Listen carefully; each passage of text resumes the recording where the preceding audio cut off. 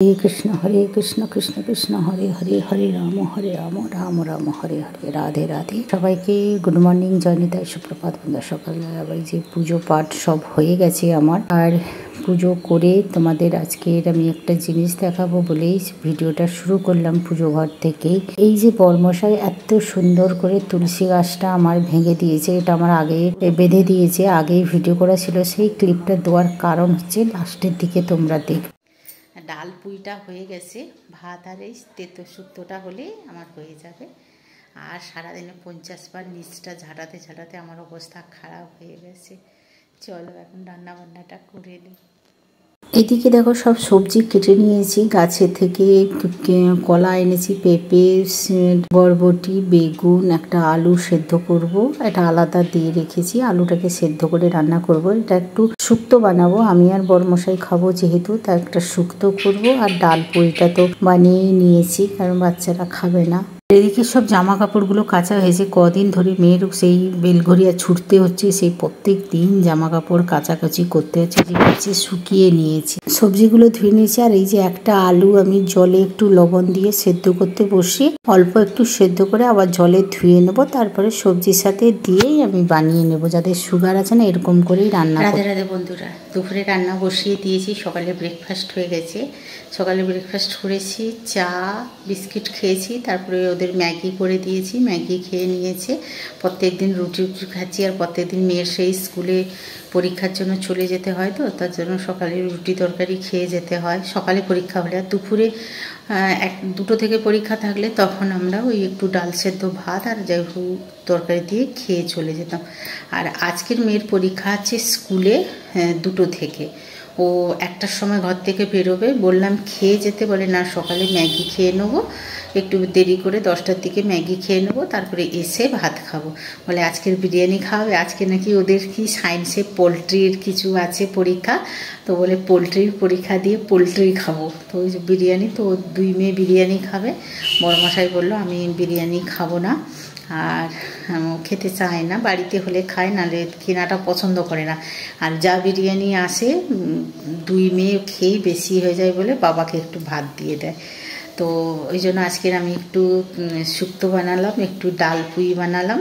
আর আগের দিনে মাছের টক আছে বড়মশাইয়ের, আর আমার নিরামিষ টক আছে, ভাত হয়ে যাবে। আর আজকে রেশনের চালের ভাত খাচ্ছি, যেহেতু বাচ্চারা খাবে না। মোটা মোটা ভাত হয়, একটু গন্ধ করে, মানে একটু কেমন একটা বাসারেরই গ্যাস করে, ভালো লাগে না। ওটা আমি চিপসের জন্য এনেছিলাম, কিন্তু 2 মেয়ের পরীক্ষার চক্করে মাধ্যমিক দিল, তারপরে মেয়ের কলেজের পরীক্ষা, আরবার মেয়ের একাডেমির পরীক্ষার জন্য আর চিপস বানানো হচ্ছে না।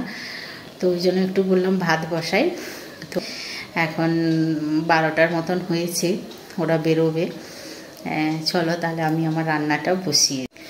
ডাল পুইটা হয়ে গেছে, ভাত আর এই তেতো শুক্তোটা হলেই আমার হয়ে যাবে। আর সারাদিনে 50 বার নিচটা ঝাঁটাতে ঝাঁটাতে আমার অবস্থা খারাপ হয়ে গেছে। চলো এখন রান্না বান্নাটা করে নিই। এই যে আমাদের শুক্তো রেডি হয়ে গেছে, আমি আর বড়মশাই খাবো। আর শুক্তোটা খুব সুন্দর হয়েছে। এর একটু দুধ দিয়ে শুক্তোটা বানিয়েছি, নিরামিষ যেহেতু হয় একটু দুধ দিয়ে করেছি। আমি আর বড়মশাই খাবো, শুক্তো হলেই ভাত হয়ে মানে খাওয়া হয়ে যায়। আর এদিকে দেখো ভাতটা বসিয়ে দিয়েছি, ভাতটা হয়ে যাচ্ছে। দুজনের জন্যই ভাত করেছি, মেপে, তাও বেশি হয়ে যাবে।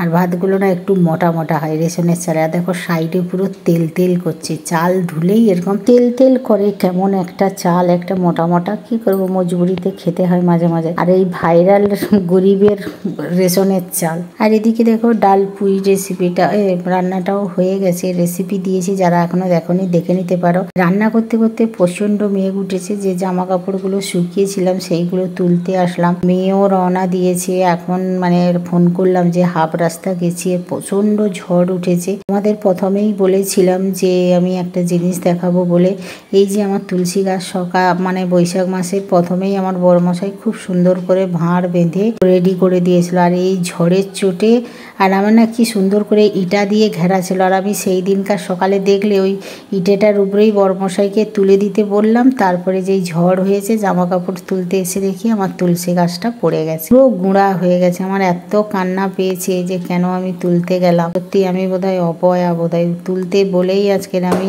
তুলসী রানীকে আমি ভেঙে ফেললাম। খুব কষ্ট হচ্ছে, মানে এত মন খারাপ লাগছে।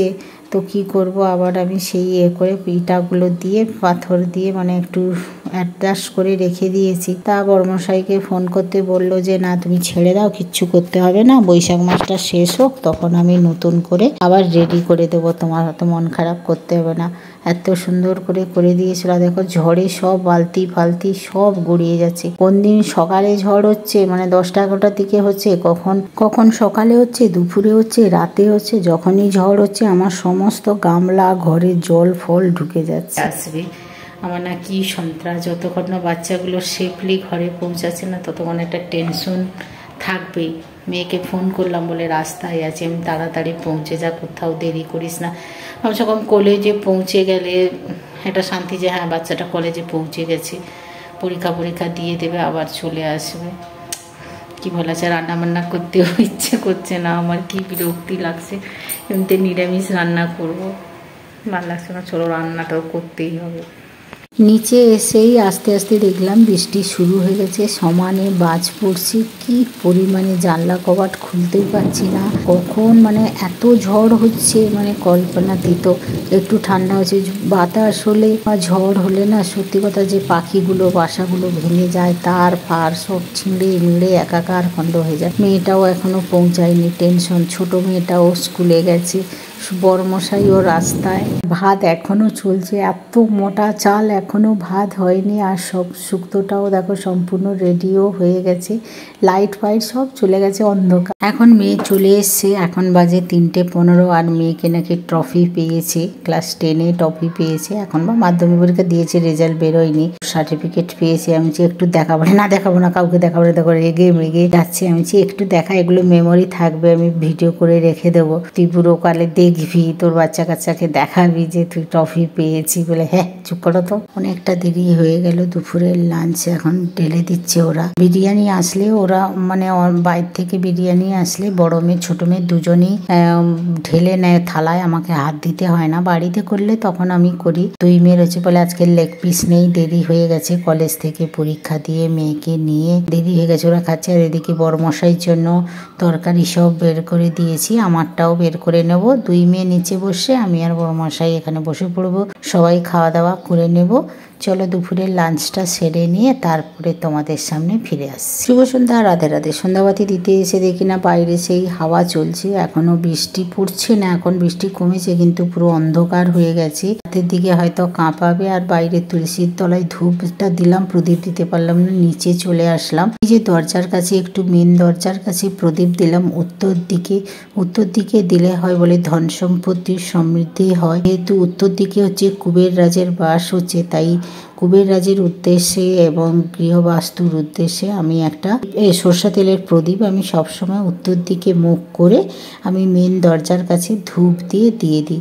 মেন দরজা হচ্ছে সবচেয়ে ঘরের শুভ অংশ হয়, মা লক্ষ্মী সব দেবতার মানে চলাচল করে, তাই আমি দিই। এটা জাস্ট আমার মনের ইচ্ছের জন্য। চা বানিয়ে রেখেছিলাম, ছোট মেয়ে আর তার বাবা খেয়ে দুজন হচ্ছে একটু বাজারে গেল কিছু কেনাকাটার জন্য। চা বসিয়েছিলাম, ছোট বড় মেয়েকে বললাম চা ওর জন্য দিয়েছিলাম, বলে এখন খাবো না, তা আমি আর খেলাম না। এখন 7:30 মতন হয়েছে, চা করতে গরম বসিয়েছি, আমি ও খাবে, বললো না খাবো না। আমি যে তাহলে নিজে একটু খেয়ে নিই, দিয়ে একটু বলছি পাটিসাপটার ব্যাটার বানিয়েছি। চায়ের পতিলাতে আমার হাত লাগলো, এসে একদম এই গামলাটার মধ্যেই পড়লো, পড়ে দেখো উপর থেকে পুরো চা, পুরো দেখো সিলিন্ডার, নিচে টাইলসের অবস্থা কি হয়েছে দেখো। আমার এত মাথা গরম হয়ে যায় না, বাচ্চাটাকে সেই সময় বললাম যে একটু খেয়ে নে, তাহলে এই অবস্থা হতো না বলো তো। এতটা ব্যাটার আমি কি করব, কি করে নষ্ট করি বলো তো, খুব কষ্ট লাগলো। কিন্তু এই যে সব নিচটা পরিষ্কার করে ওই যে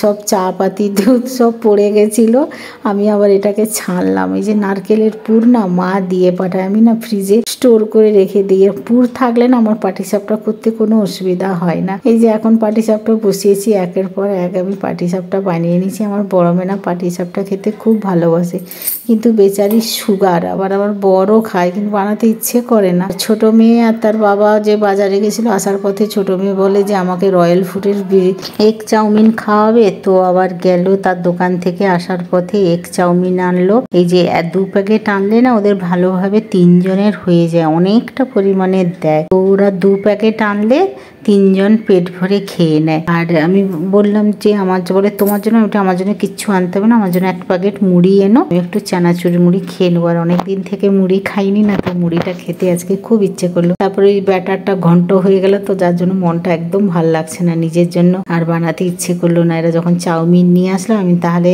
চাউমিন নিয়ে আসলো দেখে আমি মুড়ি খেয়ে নিই। এই যে আমার জন্য এই যে মুড়ি আর চানাচুর, একটা কাঁচা লঙ্কা নিয়েছি, সরষের তেল দিয়ে মাখিয়ে খেয়ে নেবো। আর সাথে পাটিসাপটা আছে। চলো আমরা রাতের ডিনারটা কমপ্লিট করে নিই। তাহলে চলো এখন রাতের সব চাউমিন, পিঠা, মুড়িগুলো খেয়ে আমরা আনন্দ করি। তোমরা আমার সাথে থাকো। যা ভাবি তার উল্টা হয়ে যায়, জীবনটা এলোমেলো হয়।